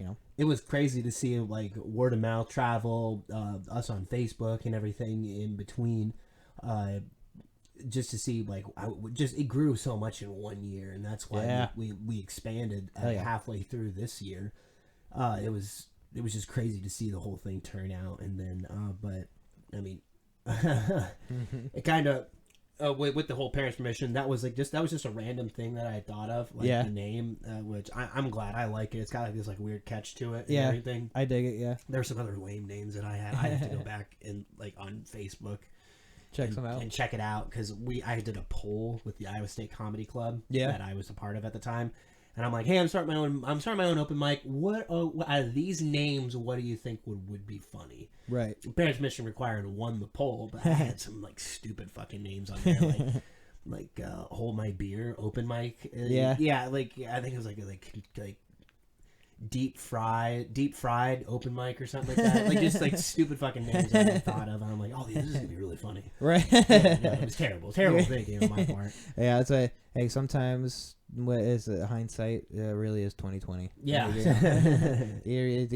But you struck gold with Parents' Permission Required. Honestly. I love the name. It's a great name. It definitely sounds like a comedy event. At the very least, is like you don't expect people to be like, you need Parents' Permission Required to come see this like music show. It's got kind of like a funny thing to it. Yeah, exactly. Hey, so laugh? Exactly. And Parents' Permission Required. Obviously, it's like it has that. It has that sound of like it's funny, but also does indicate that there's gonna be some foul language. Yeah. So, I guess I never looked at it like that. But It has its undertones to it. Yeah, I know. It's just a funny thing that I thought of. Yeah. Just sitting at my house. Brainstorming, working with the what was it, the business proposal, because at the time we didn't have a name. We just said it was it was gonna be and at the in Mother's Pub open mic would have still worked, but like the fact that you had the name for it is still like, well, there was a reason why, and then a huge thing, like if you're ever thinking about like doing something, definitely hit up Jeremy, because he told me, because I told him like, we're just gonna call it Mother's Pub Open Mic, and he's like, don't do that. And I'm like, what? Why? And he goes, this is yours. This is your thing. The same thing with like your podcast. It's not called like My House or something like that. Like My House Podcast. You give it a name because it's yours. Yeah. And you have a venue that, you can do your open mic or your podcast at, but you're going to want to move. Yeah. You're going to move on to bigger and better things. Yep. You're not going to be stuck here, or maybe you could. Maybe you land a good job or something like that. But regardless of the fact, it's like you're going to want to move, or you're going to want to, do something else. Yeah. If you give it the name of the establishment that you're at, they own it. Mm-hmm. Regardless of the fact if it's yours or anything like that, it's theirs, because you can't take Mother's Pub now to like time out. Exactly. Yeah. And call it Mother's Pub Open Mic at time out. Yeah, very true. You can't do that. Very true. So he said, call it something that you that's something unique to you. Oh, and I guess like the name too. I wanted to keep Mother's Pub because they've just been so great to us and everything. Right. I kind of want to do like Mother's Pub, Parents Permission. It kind of that's how I kind of thought Right. of the name a little bit too. Factor it in. Yeah. Okay, I can see that because like mother and parents. Yeah. Exactly. Okay, yeah. So that was one of the main reasons why like I gave it the name I gave That the makes name sense. that I gave it. I get it now. And then the same thing Jeremy said happened this year where it was like, Really? hey, we expanded. Oh, We went to another bar. True. And it was like, yeah, no, if we had kept it Mother's Pub open mic, Worked out. it wouldn't have the same stick. I wouldn't be able to take it wherever I wanted to go. Very true. And of course, with that happening, you run into the I guess what's the word I'm looking for? With every good move that you make, a bad one happens. Like when we never told Andy that we were expanding and everything like that. We were just like, it's going to be on the other Wednesday of the open mic at Mother's Pub, so it's not going to conflict and everything like that. And then, of course, it was one of those things where I was like, oh, okay, he might be a little mad. Yeah. Because well, originally, back what I had said, we wanted to just do it, once a month. And then I'm like, hey, we did really good. How about we test it out again in 2 weeks and everything like that? And the owners loved it. They come in a couple of times and like seen it, cracked up, laughing, having a blast. And then, of course, they asked the question like, hey, how would you like doing this every week? And I'm like, fuck that. Like, you get burnt out so quick. Easy, yeah. Just even like, because it's not so much the fact that like, oh yeah, a comedian can do that every week. A comedian can go up for 5 minutes and just bullshit and just run the same jokes every single time, every single week for every 5 minutes, the same 5 minutes. So you're doing the same material that's how you kill a show. Yeah. That's why I usually I'll add a minute of like material like I already know that's gonna work and everything like that, but the other 4 that I do is completely new. Yep. It is completely new stuff every 2 weeks. I usually come up with completely new material that I just want to try to work on. Definitely. Which sucks, but because as a comedian, you want to be able to, you get that solid minute. You get that one joke that works for a whole minute. Yeah. And you're like, I can tweak it. I can make it better. And then you keep tweaking it, and then you're like, okay, maybe that tweak didn't work, or maybe like if I turn the wrench to the right to tighten it a little bit more, it's like, okay, it seems to work. It's like, okay, now I've tightened it too much. I need to turn it to the left. I need to loosen it up a little bit more, and you just keep working at it until it's eventually it's a Goldilocks joke, just right. It's not too hot, not too cold kind of deal. If you keep doing that at the same place every single time, you can do it at Lefties. It works perfect at Lefties because that's strictly comedy. Yep. You're performing for comedians and everything like that, and you're hoping that like say like AJ Simmons sees you, be like, hey man, you've been working on those jokes for a while now. I see you've got a solid 10 that I've heard. Like, how'd you be on No Sleep? Like some shit like that. That's the place that it works out here. Hell yeah. That's the place that it works out. Here, no, it does not fucking work here. Because you're just like I told you before, there's comics at Lefties. Here, it's a majority of people. People come to, like, hey, I wanted to come, laugh at some jokes. I don't want to hear the same fucking, joke that you do like 100, all the time and everything like that. Yeah, exactly. So very true. Yeah, well, that's the honestly though, that's a really strong thing that you do by going up every couple of weeks with some new shit, because that's a great writing exercise. Like I've heard comedians say that they've been like, whether it was they challenged themselves or like maybe a club owner gave them that advice, or another comedian, wherever it made it come from. Like they always say it was like a great exercise for them, because like writing new stuff all the time, like it keeps your brain going. Like you're always trying new things. It can help, and then even in the long run, it can help you bring back like maybe new lines on old jokes or something like that. So it has a lot of benefits, even if maybe you end up in a lot of bombing. Oh like, maybe out of every 4 new minutes of new material, like 3 minutes and 40 seconds is all bomb, but like maybe you get that 20 second, maybe for 20 seconds you get an idea. Yeah, no, it's what's what I'm looking for. It's great to do. It's great to work on new material, because it's like always something that you're trying to work, but at the same time, you're not being able to repetitively do it over and over again to the point where you can nail it down. And it's the Goldilocks joke. It works just right. If you just constantly keep coming up with new premises and everything like that, you're not going to be able to nail anything down. Yeah. Like, It's the one thing that like I hate is just doing it like now every week. Yeah. And everything was just like, oh great, I gotta keep Right. I gotta keep coming up with something new. I would love to work on the same joke and everything like that, and not have to worry about writing for like maybe a couple of weeks and everything. Yeah. But the fact is, it's like, okay, I gotta do something new. Now I gotta do something new. I'm not gonna be able to work on that. I've just got a lot of unfinished projects around. Right. It's definitely creating a lot of clutter. I get that for sure, man. And luckily you do have the benefit of like when you're hosting the show, you can at least like you don't have to play up your own spot too much if you don't want to. Like you can definitely go up and maybe shoot the shit for a second or like a minute, and then you can by all means you can definitely like. Might hear my mom a little bit in the background, but my mom. But you can definitely just mix it up a bit and just like, and then in between comics, like really the most you have to do is like make a comment on the previous comedian if you want to, and then just bring up the next one. So hosting has its pros and cons too. Right. With same thing with the venue and what time of the week you want to go. Mm-hmm. I love hosting. I love being able to like have my own show and do my own thing and know that I'm gonna go. I know what time I'm gonna go on. I know I have a slot. This is basically what I'm trying to say. It's like I know that I'll be able to go up on stage, and if I go a little over, no big deal. It's my show. Fuck you. Yeah. You know? Yeah, exactly. It's like, or if I don't want to do anything tonight, like I can do that. It's my own. It's like I'm hosting. I can do basically whatever I want. But at the same time, you're the host. You have to either save the show or kill it. Yeah, exactly. Yeah. It's more of saving than the other one. But the sometimes like it's like me and Cody, we've joked about it to where it's like we each take turns hosting and everything like that, which is good because there's just that 1 week where you're like, oh thank God I'm not hosting. I don't have to worry about.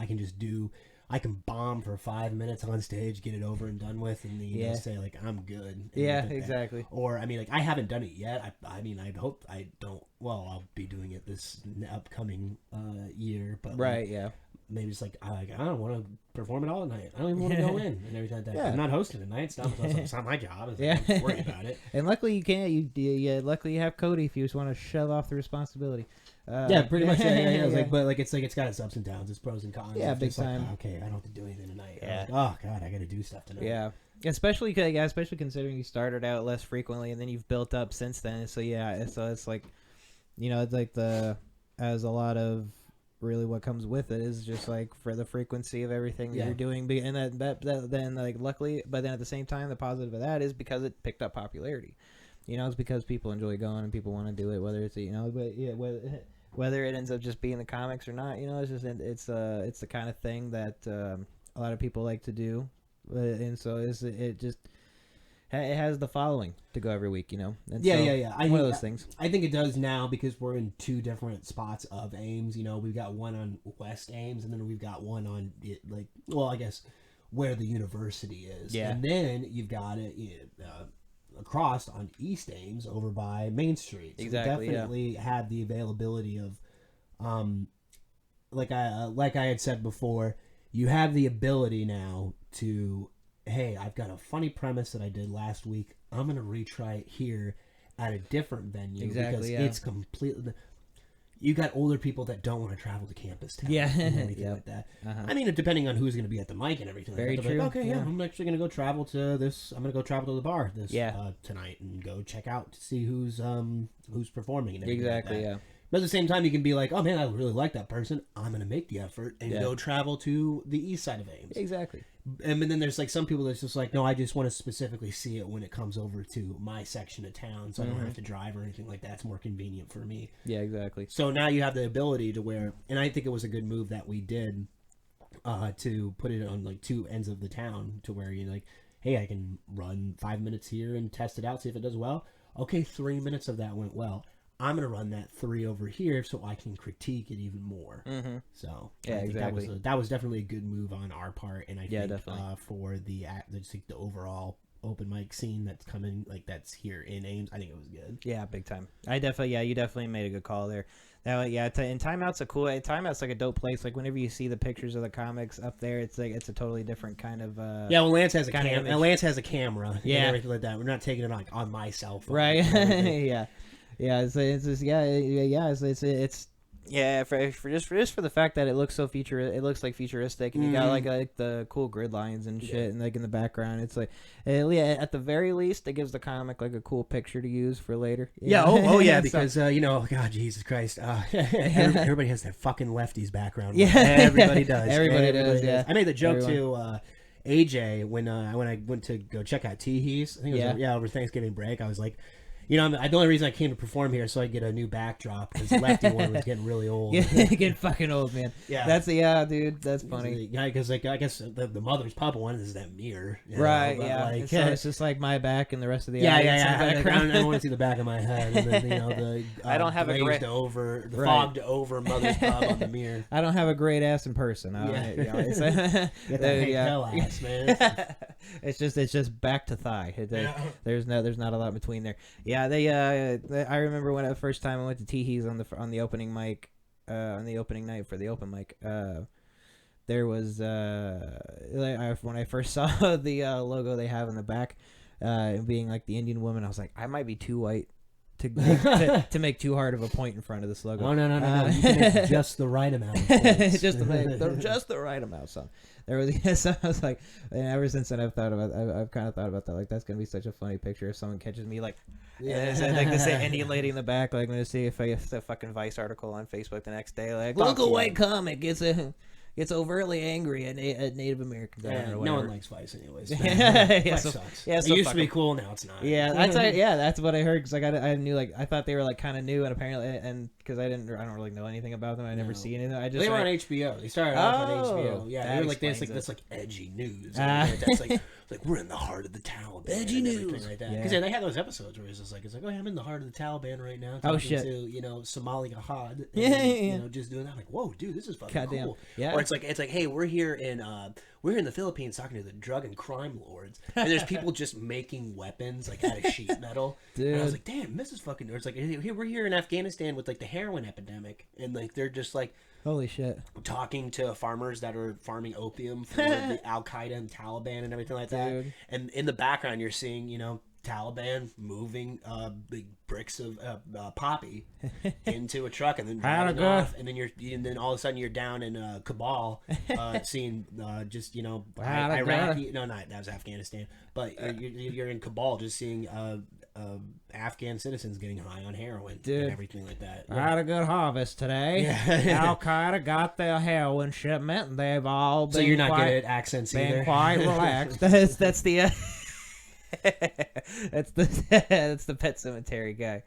You bury a child there. You bury a child there. Yeah, no, that's what Vice used to be. Now it's just it's so fucking lame now and everything.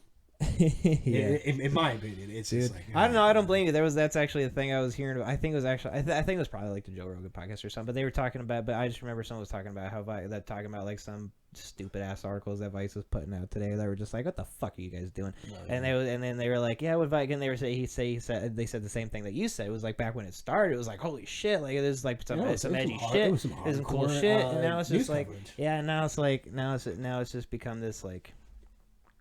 Weirdly overly hard leftist kind of news station that just goes hardcore. We're talking to a group of black people, and half of them are Republicans, and half of them are Democrats.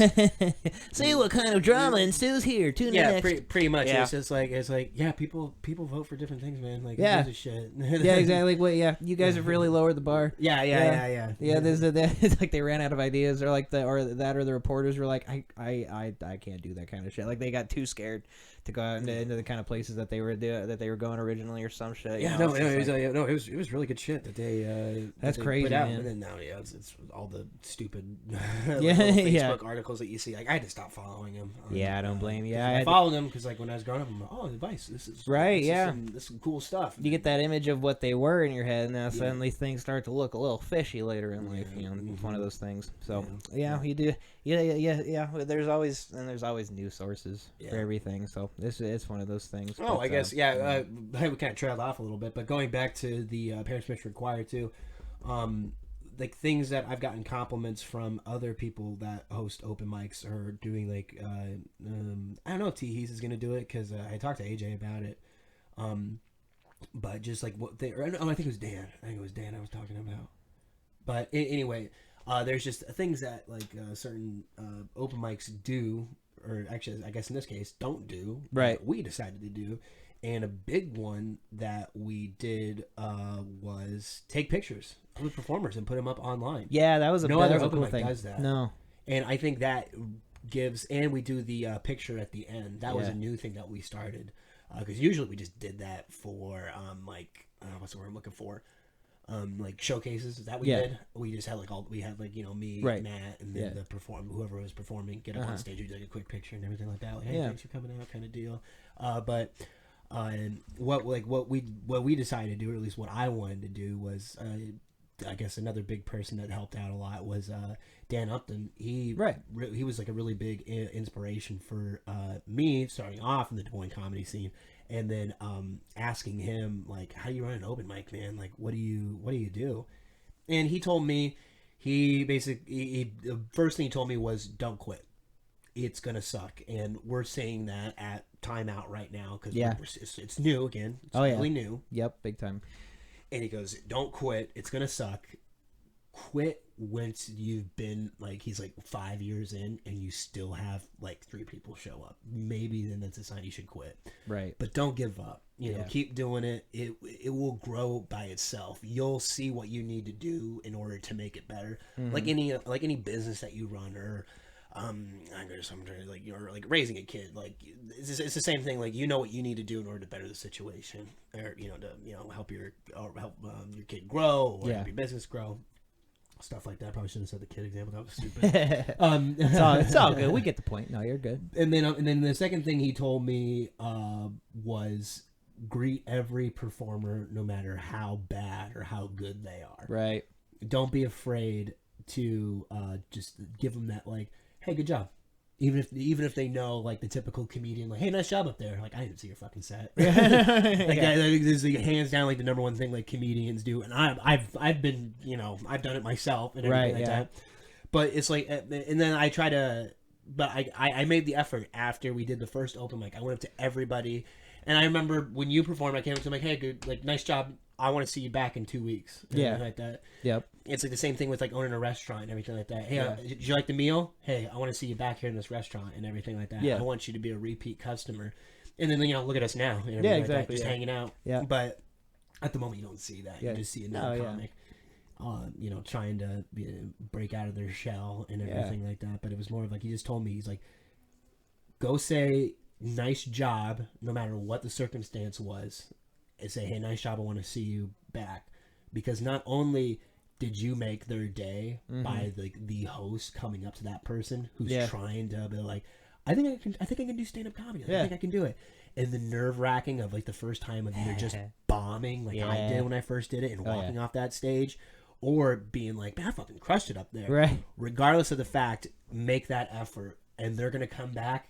And when they come back, they're going to want to bring their friends. Yeah. And then that's even more people now. That's the biggest advice for comedy is don't quit. Because you got to get something you have to work on. Oh, yeah. No. Yeah. And like, I quit, I didn't even fucking start. But I remember the first time I did stand-up comedy, and that was at the last laugh. Oh, really? Yeah. I rarely tell people this. I just tell people like, oh, yeah, no, it's just something I'm naturally good at. And everything. No, because like when I got out of the Army, my old... team leader at the time. He was another team leader of mine. Yeah. But before that, I was under his command before I got my promotion and everything like that. He told me, he's like, hey, you getting out? And I'm like, yeah, I'm gonna get out. And he goes like, what's your plan? And I go, what do you mean? And he goes, you gotta have a plan, or else you're gonna be another victim of statistics. You're gonna be that, homeless veteran, or oh shit, or you might be the that 23 a day, soldiers killed themselves and everything. Right, you might go kill yourself and everything like that. Oof. And I was just like, oh, okay, well, I don't really have a plan. I just wanted to get out. I don't like it here. And everything. Right, like, have a plan. Do something. And I'm like, okay. Now I got a job right away and everything like that to keep my, idle hands busy. Keep it busy, like that. Keep it off the trigger. And so, or the bottle. All the different handle shape things. Yeah, but it didn't help that, I was in a dead-end job working at not a brewery. I was working at an alcohol distribution center, and everything like that. Like, just really just my problem staring me right in the face, you know? Yeah. A good point, yeah. Yeah. I was just like, oh, yeah, no, I'm not developing alcoholism and everything like that as I'm stacking beer and being like, God, I can't wait to have one of these off. Right, like, just thinking about it all day and everything like that. Yeah. That's like how being suicidal and working at, Brunel. Yeah, right. Yeah. There's certain places. Yeah, there's just there's certain Brunel, the factory line, right where you have to inspect it before you put it in the box and everything. It's all ready to go, and all you can do is just have a bullet. Oh fuck, dude. Oh man, that'd be the horror. Oh god, that's a good point. I haven't even thought. Yeah, that's a scenario you try not to think about when you got issues. That's true though, and honestly, I would say if you're depressed, don't even work at a fucking factory in general, because at the time I wasn't. I was really happy that I got out of the army and everything like that. That's for then that we'll just say it's just for the listeners then. It's just fucking if you got, because just I've worked in a couple of factories, you want to blow your brains out even if you're happy, you just want to die. I didn't realize at the time it was a dead end job and everything until as I'm working there, I'm talking to the guys. I'm like, how long have you been working here in the warehouse, just picking up boxes and putting them on trucks? And they're like, 15 years. And I'm like, oh my god, I'm in a mousetrap right now. Yeah, I'm in a maze, and I'm in a never-ending maze right now, and I need to get out. Yeah. And eventually, after I showed up drunk, to work and everything like that, I talked to my boss, and I'm like, hey, I need to get out of here. Yeah. What can I do? And he's like, you want to be a truck driver? I'm like, no, I need to get out of here. Yeah. I need to. And so I enrolled myself in school, but before I did that, I don't need to be signed up to drunk drive. Yeah. No, but and then I signed up for school and eventually got out, and then now I'm here, having the better moments of my life. Definitely. What was I gonna? I was like, I remember that plan I talked to Jeff about. I need to go do comedy. Yeah, I want to go do comedy, and then it's a solid path to go, man. Honestly, because it's just and that's the kind of thing I think more people. It's if you're gonna if there's any kind of area career path that comedy can really help you come out of, I think it could definitely be a military kind of career. Just because I mean, that's where I got all my humor from. There you go. But prime example. I was just depressed working at this fucking dead end job. Yeah. I recently broken up with my. Or were we? No, we weren't dating. But I fucking hated where I was. I hated it to a T. And friends I was living with, they were kind of backstabbed me a little bit. The girl that I fucking got engaged to actually took back the ring and everything, and it was just all around. Just you can already just see, right? You start once you can see the patterns. You can see me pouring the drink over the empty kitchen sink at midnight. You can see it. If you have that vision before it's happening. That's like a premonition dream where it's just you can see me opening the cartridge of my revolver, spinning the chamber. Yeah, you can see me when you're playing when you're playing Russian roulette alone. You got bigger issues. Yeah, there's okay. Is this too depressing for anyone listening? Then eventually, it's real though. At least that's the point. I mean yeah, but that's neither here nor there. That side of the story. But eventually, I told myself, I'm like, hey, you know what? I'm gonna go do comedy. I'm gonna finally go do it. I wrote down some jokes. No, and that's actually what I mean too. I feel like that's exactly the reason I got into comedy. That I've been doing it for the 6-7 months I've been doing it is because I've always felt I've always had I was been depressed for a long time, so it's this is and I've found this is a lot of fun. Doing this, it gives me something to look forward to, which makes me kind of happy, and then you start and then I've also started to make myself stop giving a shit about all the shit that just literally won't change anything. I'm not gonna there's a lot of things in my life I look at I'm like, am I gonna die? No. All right. Who cares? It's just I'm just if it I have bad anxiety, so I just want to make control methods. Oh yeah. No. But I kind of interrupted you there. But no. What were you saying? Shooting the shit on a podcast, right? I wrote down some jokes, or at least what I thought was funny. Some funny ideas. I told my friends, I'm like, hey, I'm gonna go do it. I'm finally gonna do it. They're like, okay, congrats, man. We'll come watch you. Highly recommend to every listener that if you are gonna start comedy off for the first time, don't invite anybody. Yeah, don't buy yourself. Yeah, don't. Because there's nothing worse than having your closest friends just see you eat shit on stage. Yeah. And then now that is like the ultimate ammunition. Uh-huh. Like, man, you suck. Like, Yeah. wow, I just saw your life crumble before your eyes on stage. Yeah, it's a bad situation to be in. My parents have asked me a couple times when they get because like they know I go to the open mics. Mm-hmm. Oh, excuse me, and I've told them a couple jokes I thought of just to run them by them, see kind of how they react and like whatever. And so, but like it's the kind of thing where they've asked me a few times when they're gonna be able to come see me. I'm like, I have to like explain to them like, here's the thing. Yeah.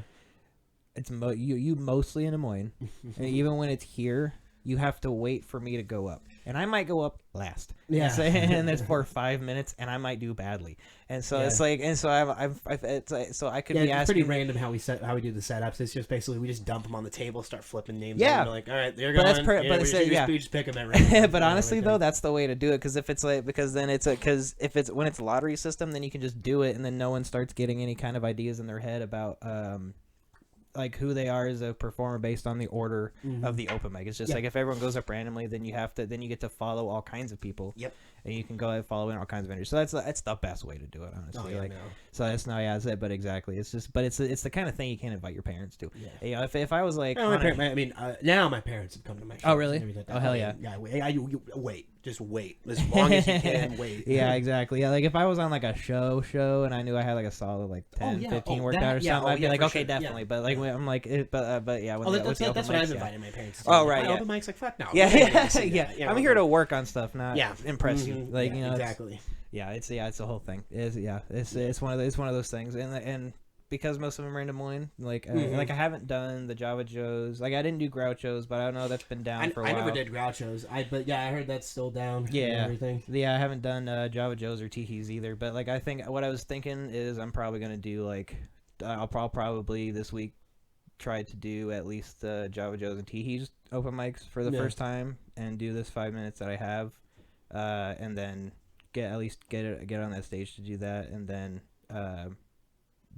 with like during like the break with PPR and everything, I'll like just basically like put it aside and like try to write out a new 5 minutes and then start going to and then that way I'll be ready for when PPR opens up again, and I'll probably take like maybe a little break from lefties, but I like going to that one and just hanging out too. So it's all fun time. But yeah, exactly. I wrote down some jokes, told my friends, and then they all came, and I ate shit. Shit that first time.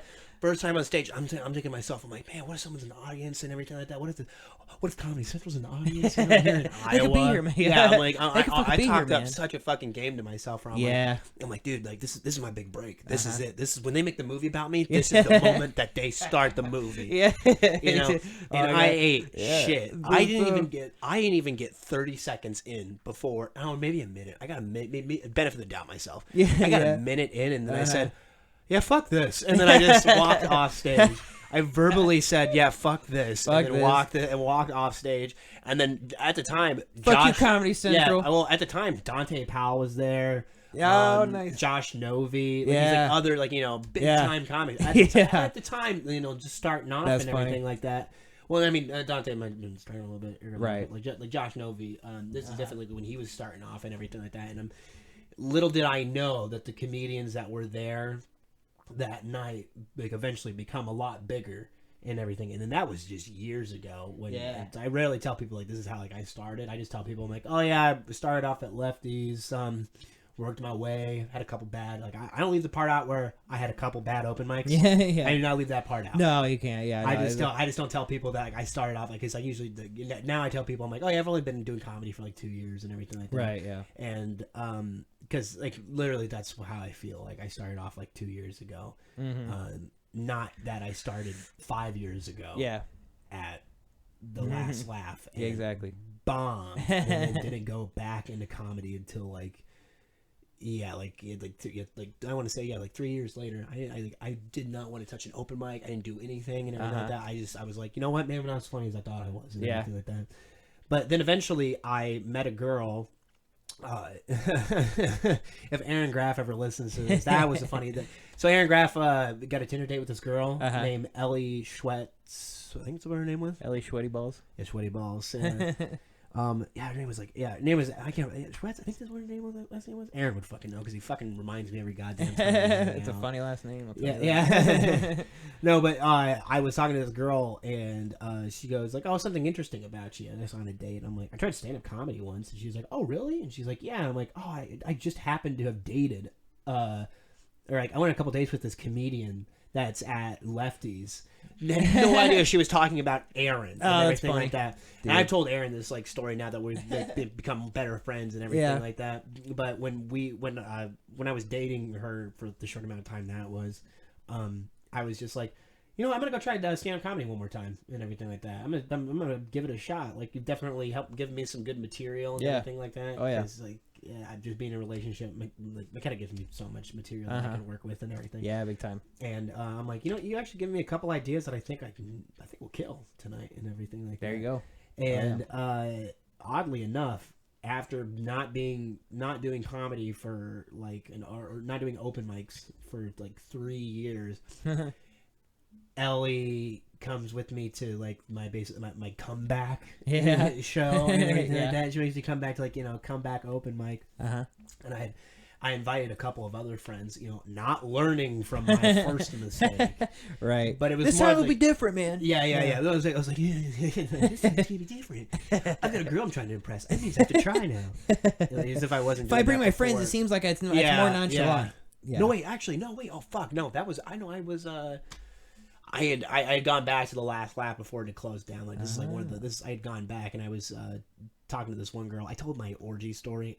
That was so fucking bad. Oh yeah, that I could depending on how much we're kind of running low on time, but that one I could tell you about whenever we hang out next time at at the open mic. But, definitely. What was I gonna say? So then I saw Aaron perform for like the first time and everything like that. And she's like, that's the comedian that I was talking to before I met you. And I'm like, oh really? And Aaron bombed so bad that night. I'm just like, yeah, I'm funnier than this guy. Yeah, and that's the boost of confidence that I needed to know, like, oh man, this asshole. A little boost. Yeah, I'm way funnier than this guy. Yeah. And then it's like, then me and Aaron, we joked about that for so many times. But then I went on later in the night. Yeah, I'm talking just crushed it. And I was like, damn. Hell yeah. So this is what it's like. Yeah. And it was that moment in comedy was basically like okay, I'm making a shot at this. Because like it slowly came back when I met Jeremy Scavo for like the first time, and when I met Jeremy for the first time. Yeah, like he kind of, I mean, like I owe a lot to that guy. Just for the sheer fact that like he brought me back into comedy and then helped me get this like whole thing started. And right, yeah, exactly. It was just weird how it all worked out. But yeah, definitely. Now I'm just enjoying running my own shows here in Ames. Yeah, dude, it's a lot of fun. Like I've the whole way I got into this sort of thing. It's kind of weird. Like to be honest, before I moved back, I had to move back with my parents. And for the listeners who haven't realized that yet, I guess this is filmed from. No, I say filmed. This is recorded from my parents' basement. But it's you want quality or don't you? Anyway, but honestly, it has good acoustics. But in the basement, and but it was through living in my last place and trying to help out a person, and then like getting and then learning about music promotion, and then like learning about the strange music like street teams and how they do like local promotion, and just like I started learning about all this like about how a lot of shit ran, and so that's kind of how I ended up getting into really the point I'm at now, because I've always wanted to do music, and so then I got this software that I record with until so I could learn about music production, and then I started promoting shows and shit. I did a rap show up at DG's Tap House. Like I didn't perform. I remember. I remember hearing about that. Oh, right on. Hell yeah. So that was it. So I did that one. So I did that, and then since they closed, I've been trying to connect with AJ's so that way I can. Oh yeah. Yeah. Go ahead. I'm gonna go use the bathroom again. Yeah, definitely. Let you talk, but you caught me talking. Oh yeah, for sure. You go ahead and go to the bathroom. I'll just talk through a point here, and then yeah. All right. Well, he takes a pee break. I'll just go ahead and keep going. How are you doing out there, everybody? I hope you're enjoying the listening experience today. Like he said, the parents' permission required. Open mic will be taking a break. here coming up in after this show in a few days here, and so by the time this comes out, they'll probably be on break already. But I will probably just do an intro to fill everybody in on what's going on there. So, just while we got this second here, thank y'all for staying and tuning in, listening this long here. We'll be wrapping up soon. We got Blue Jack, Jordan Blue Jack coming in here soon, and he'll be his podcast will also be up in a few weeks. Got Shane returning to the couch here to continue our conversation. Hell yeah. All right. I just kind of talked about what we had coming up, so that way I didn't trail off anywhere too far. But yeah. Okay. So, so we got that show. But yeah, it's a lot of fun. It's like, but just doing like going to the shows and having like something that you've done that you're confident about, or that like, or whatever that like, or whatever, just to go into it makes the being there a lot more fun. Going to similar to being around the other comics and like just to do the same thing. It's a ton of fun. Just like it's Wednesday, I get to see my friends. Yeah, exactly. It's a planned day out of the week. You're like, oh yeah, I get to see my friends. Yeah, today. exactly. Yeah. So it's I know. Wednesday is like it's my busiest day of the week because I've got like all my not anymore, but I've got all my classes that day. Yeah. I'm bombarded with military stuff that I've got to get done through ROTC. Yep. But I know at the end of the day, I'm like, this is my like cathartic release for the week. Everything that's built up, all the bad stuff that's happened, and everything like that. Everything going good in my life, everything going bad. This is where for a couple hours, I get to hang out with my friends, tell jokes. Everybody's here for the main reason to tell jokes. Yeah, exactly. But to see each other and say, hey, what's going on, man? Yeah. And then just shoot the shit, hang out. You're there to laugh. Yeah. So like it's just like it's the best part of the week. It's awesome. Is that Wednesday when I get to see you and everybody else come in, try to be funny. Yeah. And then, that's the thing. Yeah, exactly. And that's why I say that you're a good host is because you have like that kind of vibe of like you're happy to be there, and and then you have like a warm and inviting kind of vibe about you, and so that helps a lot. Like definitely with like the comics that wanting to come back to is that I guess well, at least like a super cool dude, That's the vibe that I put out. I think I'm a pretty nice guy and everything like that. Yeah. But no, it's just like what's the word I'm looking for? No, I just wanted to put on a pretty fun environment of comedy to where like. That's always the worst part is trying to think of like in your head, in your own little world that you've basically made and developed through meeting people. Is you have a sense of what is funny. Everybody does because everybody makes people laugh, and it's in some way, in some form, everybody makes everybody laugh. Whether it's like sending a video, quoting a movie, or just being funny in the moment with that right joke you say at the right moment. And then everybody kind of cracks up. Yeah, exactly. With a close group of friends. So everybody has like that style of what they think is funny. The worst part is now what you think is funny, you have to convince other people in a room that you've never met, that don't know you, because when you're talking with your friends and everything, like they know you. Yep. They know the quirkiness of your personality, and then that right there gives a little bit extra boost to your comedy and everything. Exactly. Like now that I know you, when you go up on stage, like I laugh a little bit more because I know you. And exactly. Like that. As a comic, you have to do what, like the amount of time I've known you and hung out with you and everything like that. I have to convey that to people in 5 minutes. Yeah. Oh, it's hard. And just the amount of like, okay, well, I think this is funny. I think they're gonna think this is funny. I have to do it a certain way now. I have to do like the old equation: timing plus tragedy equals comedy and everything like that. I think I've tweaked the equation a little bit and put that all in a parentheses, and then squared it to delivery. Yeah, exactly. You have to deliver it right. That's the only way it's gonna work every time. Yeah. That delivery, especially when you start it, definitely will get the crowd on your side, and that's you get it from just doing it. Yeah, you just get that practice from doing it. But we are coming up on about 4 o'clock here. You feel good? Yeah, of course. I feel good. You feel good. I feel good. Oh, good. Hell yeah, man. You go with so then this would be a good time here. Just to give a last mention, everything coming up here. We got obviously the last open mic of the Parents Permission Required on the 18th. this Wednesday here, and then we'll be starting up again January 18th. Did you say, or 15th maybe?